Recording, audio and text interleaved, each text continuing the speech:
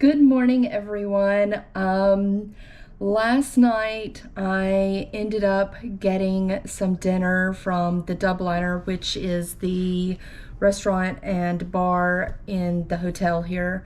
I got the fish and chips, and I actually just brought it back to my room and ate it up here. It was very, very busy. It was like a 2 hour wait in the restaurant.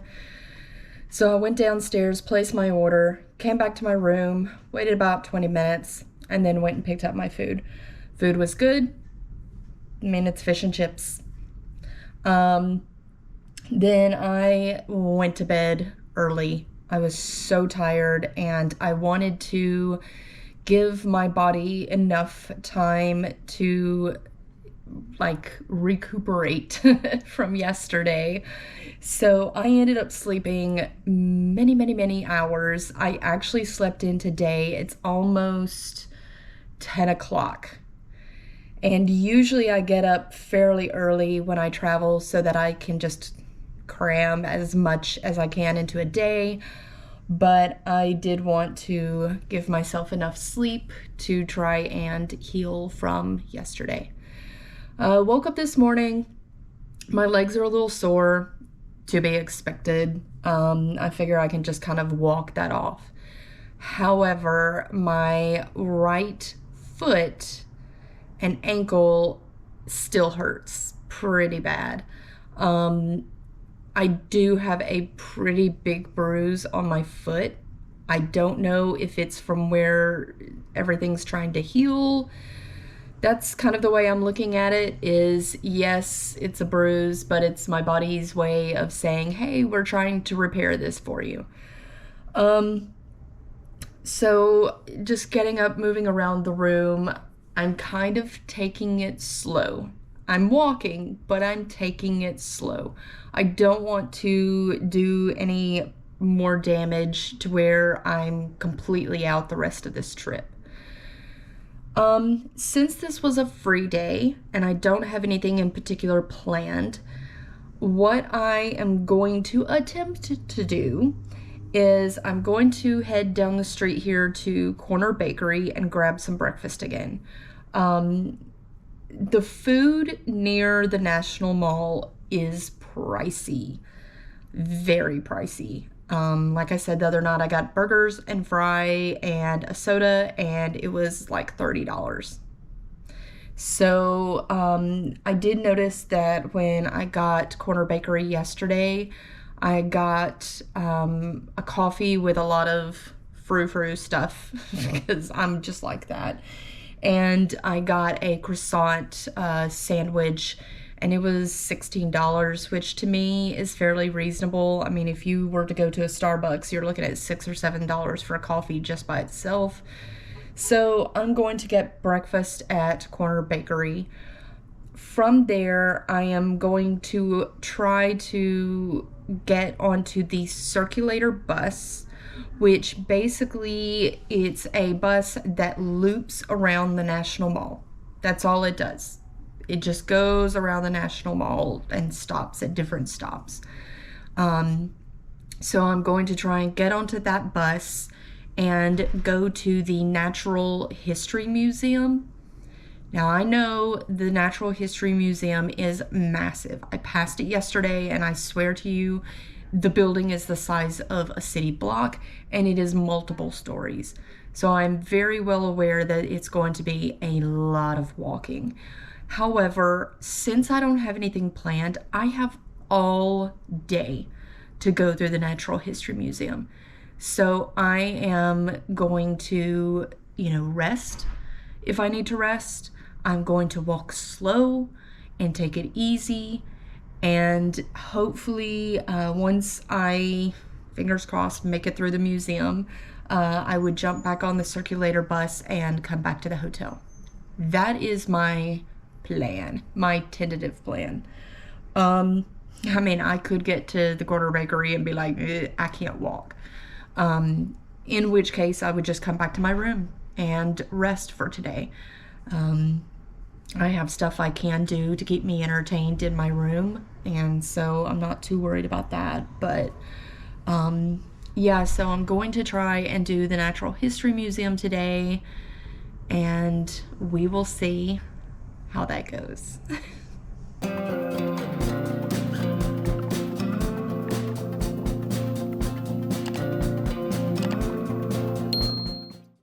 I made it through breakfast and got on the circulator bus. And I wanted to show you what the bus looks like. You'll know it's the circulator bus because number one, it says it on the side, and number two, at the top, you'll notice the circulator symbol, and that lets you know that this is the bus that goes around the National Mall. The bus fare is usually only $1. You can either pay cash or you can pay with a Metro card, whichever one you choose. And what I found when I rode on the circulator bus is that the majority of the people on the bus are tourists. There are some locals that use the circulator bus to get to work or to go to different places, but most of the people that I encountered on the bus are actual tourists. Now, when you get on the bus, in order to signify that you want to stop at a specific stop, some of the buses have buttons you push and some of them have a cord that you pull. So just look around in the bus for a way to stop the bus. The Smithsonian Natural History Museum, just like the majority of the buildings in Washington, D.C., has a lot of steps leading up to the entrance. However, they do have a wheelchair ramp should you need it. Most of the buildings in Washington, D.C. do have security whenever you go through the front doors. They'll have the metal detectors, and they do have an area where they can occasionally ask to search your bag. When you walk into the lobby, you'll notice it's quite busy, so plan to be there for quite a while because it will take a while for you to go through the museum. Straight ahead, you'll see the information counter. I would suggest stopping here and picking up a map of the museum. That way you can plan your route through the museum and not get lost or miss anything. The museum map is technically free, but they suggest you donate $1. There is no cost to visit the museum. It's completely free. In fact, all of the Smithsonian museums are free, and this is mostly because of donations. So if you can give at least $1, then you'll be helping keep the museum free for everyone. Even though I had my camera going the entire time I was in the museum, it was hard to get really great footage to show you, partially because it was crowded, but also because I was just in awe of the museum and kept wanting to take pictures. The museum has animals from around the world, all different types of fossils, including dinosaur fossils, and there's multiple rooms on each one of the floors that you can explore all sorts of things. They have interactive exhibits, they have shows that are going on, and they do have areas where you can sit down and read about what you are looking at, or you can sit there and watch the different presentations. So if you need a break while you're in the museum, you do have an area where you can sit and rest for a bit. The museum does have a section of nothing but gems from around the world. It is one of the, if not the most extensive collection of gemstones and minerals all in one location. Also, the Hope Diamond is located here, but I will tell you there's gonna be a crowd around the Hope Diamond, so it will be kind of hard to take a picture. While the museum does not have live animals, when you go into the insect section of the museum, they do actually have live insects. And they have this window here where you can watch butterflies come out of their cocoon, which is really interesting. I actually got to see one of the butterflies come out of the cocoon while I was standing there. Right next to this is the Butterfly Pavilion. It's the large, sort of dome-shaped area on the left of the screen. It is an additional cost to go through there, and I would suggest trying to get a ticket for the Butterfly Pavilion as soon as you get to the museum, because sometimes it gets so crowded that they shut it down and not allow anyone else to go inside. Because the museum is so massive, my suggestion for navigating the museum is to start on the first floor and go to the right on the map. Stay to the right through the entire museum on each floor, completing each floor before going to the next. If you do this, then you will be able to go through everything that is in the museum, versus zigzagging across the museum to try and see something that interests you.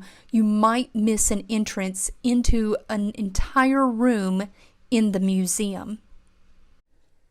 The Natural History Museum has 4 gift shops.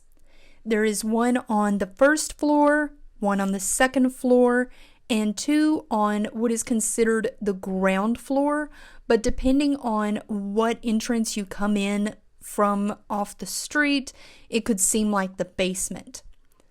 There's different things in each one of the gift shops, but some of the gift shops do have overlapping items. I would suggest, if you're looking for a specific item or a gift for someone, go to all 4 of the gift shops. I actually ended up buying something from 3 of the 4 gift shops because I found very specific items in each one. One of the gift shops is focused more on the gems and minerals, and you can actually buy different gems and minerals and jewelry that has gems and minerals in it. There's also a gift shop that is geared more toward kids. It has different dinosaurs and animals, but each gift shop has something for everyone. They have traditional gifts like mugs, t-shirts, magnets, and then they have some items that are a little different that you may have not thought of that could be perfect for someone you know. So check out all 4 of the gift shops because you never know what you're gonna find. I was able to get through the whole museum in about 2 hours. Now, I go through museums very differently than a lot of people. I don't stop at every single exhibit. I don't just read every little thing. Now, if I see something that interests me to the point that I would want to learn more about it, yeah, I'll stop. But I have a tendency to just kind of blow through museums. Now, since it was so busy, I did have to wait a little bit to get good pictures. Now, I could take pictures, but because a lot of the exhibits and stuff is behind glass, you're gonna have like people's reflections in the glass. I took one picture and it was like perfect picture, but the face of a random stranger in the picture. So if you want good pictures, you might have to stand there for a little bit and wait. There are certain items in the museum that are very popular. Obviously, the T-Rex skull, the woolly mammoth, that sort of thing. That's kind of popular.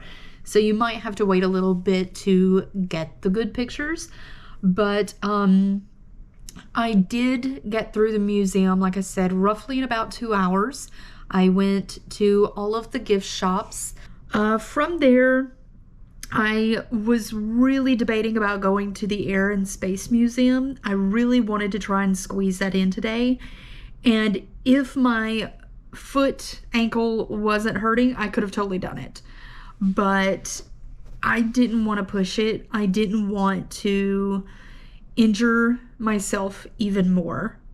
And so I thought, you know what? It's probably best if I just go back to the hotel and relax.